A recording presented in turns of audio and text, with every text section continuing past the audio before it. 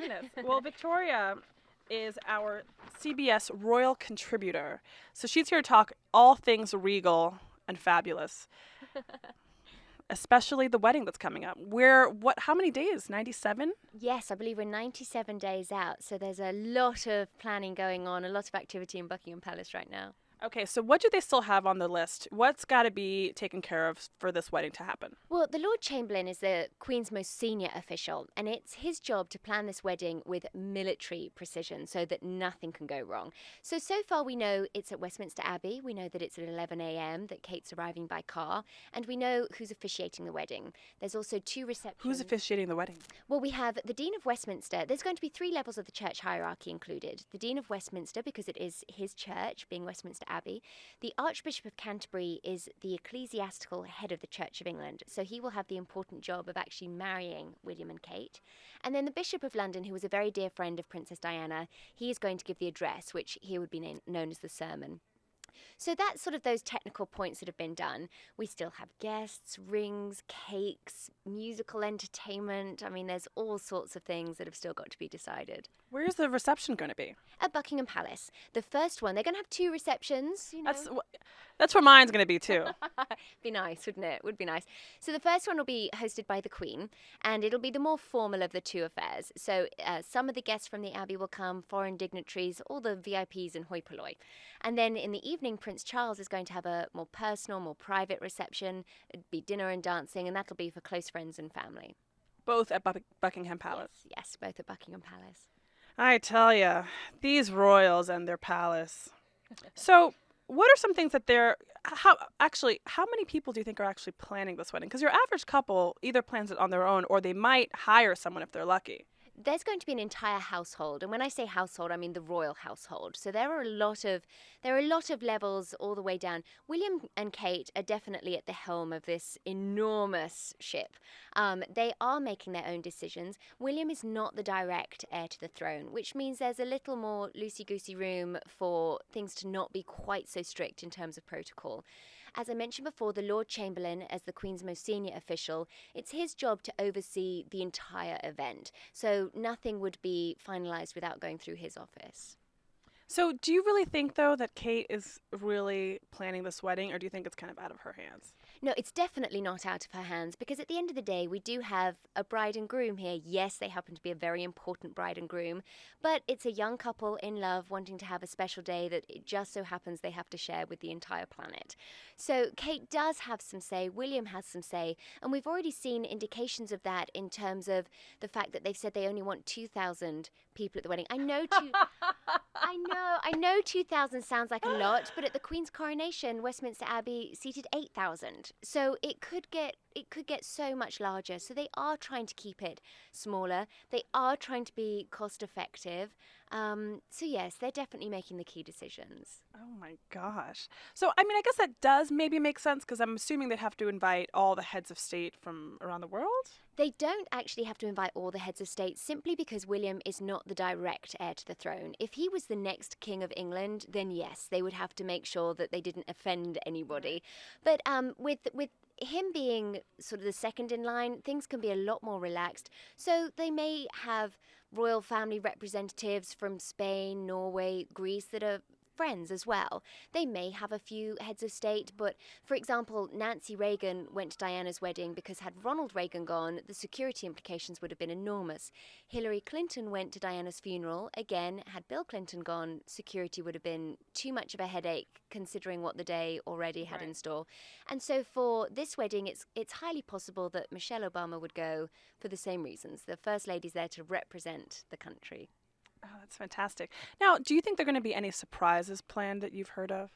Surprises? There can't be any surprises. Everything has to be thought of because this is the global stage. You know, Great Britain is being seen by every country around the world. And I think Charles and Diana's wedding was one of the largest televised events in history at the time. And this is going to be bigger. People will watch online this time, which they were never able to do before. People will DVR it, which they were never able to do before. So there really isn't room for surprises. The only surprise will be for William and for all of us, I guess, will be Kate's dress in terms of the design. So do we have any idea of what kind of design it's going to be, who's making it? Kate intimated this week that she would like to keep both the designer and the design of the dress a secret. If she can keep the designer a secret, that will be an impressive feat. At the moment, Bruce Oldfield is leading the pack in terms of being the bookie's favourite. It will definitely be a British designer. This is an opportunity to showcase all things British, and it would be a real faux pas to go with a foreign designer. But in terms of the style of the dress, we'll have to see on the big day. We know the color, that's for sure. Now, you just mentioned bookies. What is going on? This is not a horse race, but I'm hearing that people are actually gambling on this wedding and its success. They are gambling, but all for just having a bit of fun, really. In England, betting is more of a male pastime, so this is a nice way for the ladies to get involved. You know, while they're betting on shoes and dresses, the fellas are betting on who Harry's date's going to be. Some of the other wagers have been on what the first dance song might be. At the moment, they're speculating James Blunt. They're guessing on whether or not Kate will be late to the wedding, and if she is, how late will she be to the wedding? The length of her train. I mean, I think... What? Yeah, really? Everything. William Hill is one of the leading bookies in London, and they've seen about 1,750 wedding-related wagers placed. But still, this is small change by English standards, because when it was the X Factor finale in England, that saw about $476,000 bet on who would win. And so far, the wedding has seen about $44,000 bet. Oh, my goodness. For those of you who don't know what the X Factor is, it's basically the British American Idol. And it's coming here. It is coming here, I believe, yeah. I've gotten really into American Idol. Wait, did X Factor come first, though? I think X Factor was first. Yeah. That's what I was told. I don't know. That I don't know, but I do know that it is England's favourite pastime is watching X Factor. What about Top of the Pops? Is that still... What's that? No, Top of the Pops isn't around anymore. Top of the Pops was huge, especially when I was growing up. It was a weekly chart show, and the charts in England are a very big deal. Like every Sunday night, they announce who the UK number one is for that week, and it's a big deal. And Top of the Pops used to run through the top 40 countdown. They would have the biggest pop stars on of the time singing their hit single. Fun. I love that you know about that. Yeah. Bryce is very, very worldly, I have to say. I just like music. I've been wanting to ask about the proposal.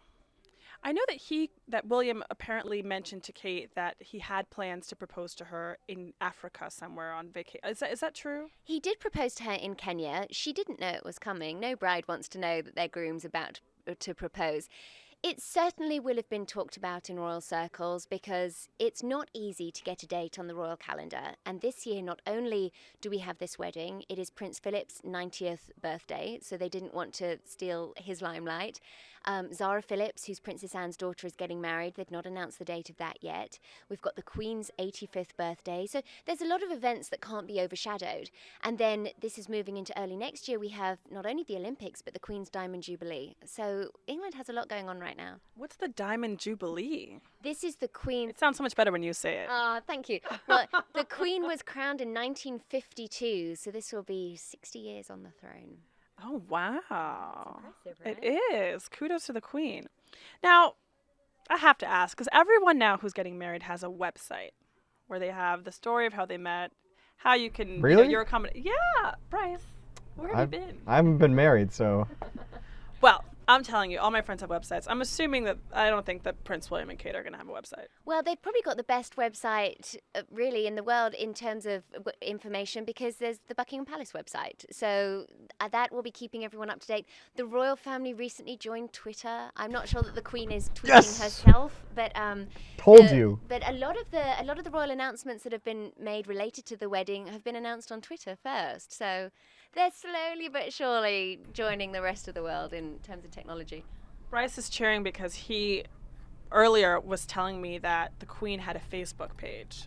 Do you know if that's true? I think she does. Yeah. I mean, again, she's not sitting there doing her status updates, but she's got the important She's job got a of BlackBerry. ruling England. But somebody's doing that, and I think it's this new generation of royals has really opened their eyes to the fact that if they can keep themselves accessible and keep themselves current, it's going to endear them to the British public.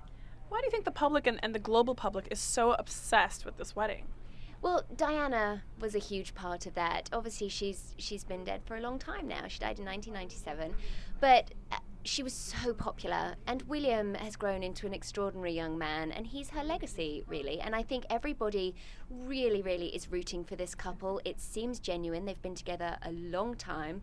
They're beautiful, which of course helps. They're young, and they seem genuinely madly in love. And so what a great reason to root for this couple. And it's something where everyone can get on board and get excited about and be optimistic about. It is. It's really exciting. I mean, I remember, I feel like it was yesterday that William was 12. I know, right? I think so too. I remember the day he was born.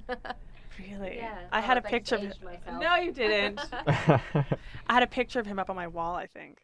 Oh, well, he'd like to know that, I'm sure. I think there were probably, do you know, last year, Prince Harry was over here for Memorial Weekend, and he was playing polo to raise money for his charity Centre Bali over at Governor's Island.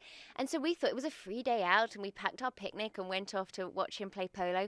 And it was so funny because the boat over there was full of 20-something-year-old girls dressed to the nines, as if Harry was going to spot them and say, come to England and be my princess. So you know what? I think it's kind of fun to have a royal crush. So you're not alone. Oh, good. Well, now that William's off the bachelor list, maybe I'll move on to Harry. Well, and you know what? Harry might be more fun because he doesn't have the pressure of being the future king of England. So Harry gets to, you know, chill out a little bit more. He seems like the more rebellious one of the two. He's probably the cheekiest of the two. He's That's you know, a better he gets, word. Yeah, I like cheeky. He kind of is. He gets all the good things that come with being a royal, but not with quite the same amount of pressure that William carries. Absolutely. Now, Bryce, do we have any questions from the chat room for Victoria here? Not yet, but Everyone's still asleep. Aren't they? I'm still asleep. they all want me to go and be the CBS correspondent to cover the wedding. I like that. I mean, I'll pull for it, but I like that. You could offer a different view of things. Exactly. Now, I want to cover the honeymoon, actually. That's what I want to do. Yeah, well, and we don't know where it's going to be, but actually this is really funny.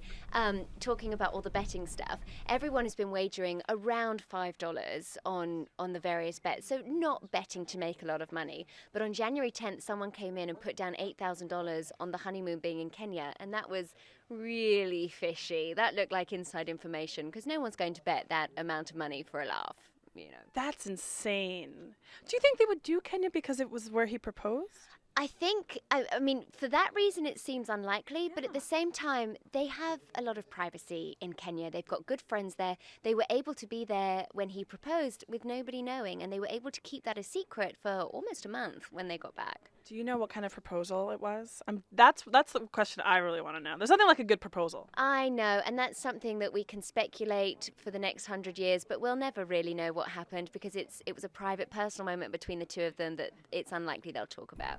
As it should be. It was baked in a brownie. Yes. Well, Victoria, thank you so much for you're all of welcome. the Thank you. inside looks at the royal wedding coming up. I'll be watching or DVRing, as you said, or maybe watching online. Oh, come on, you can be up at 4 o'clock in the morning. Pour yourself a glass of champagne and pop your tiara on and wave. I actually might.